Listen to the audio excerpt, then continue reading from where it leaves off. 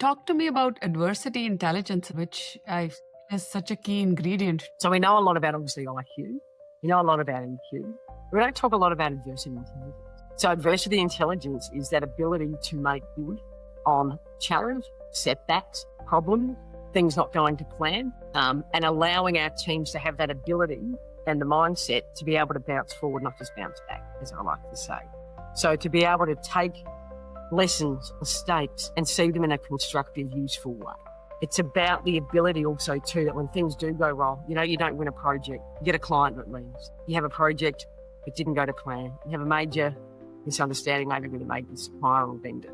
This allows leaders and their teams to work together to actually take that, debrief it, understand it too, right? Like how, because the issue is you don't just learn from mistakes unless you have the mentoring, the coaching, the facilitation, the discussion. It needs to land somewhere, the process to actually take that and do good on it.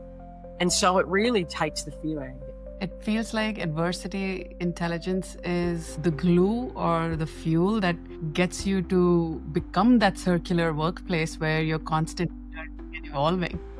That's a really good point you make. Let's not lie. There's a lot of work that is done with leaders through this too, right? A lot of one-on-one, a lot of development one-on-one. Yeah? So because we need to, like you said, we need to be able to change not just the skill sets around them, but the mindset and the attitude. Because we've always been brought up, right, to focus on our strengths. It's the worst advice we can give anyone. Strengths are good. Strengths are great, right? You need to know what your strengths are. But once you know and leverage them, use them, right? But the ability to do exponentially different from your strengths are not that great. Yeah. And this brings us back to our earlier conversation around when we were saying future proofing, because if you just focus on your strengths, today it's a strength, tomorrow it might not be because the context in which you're working, your skill set might have changed.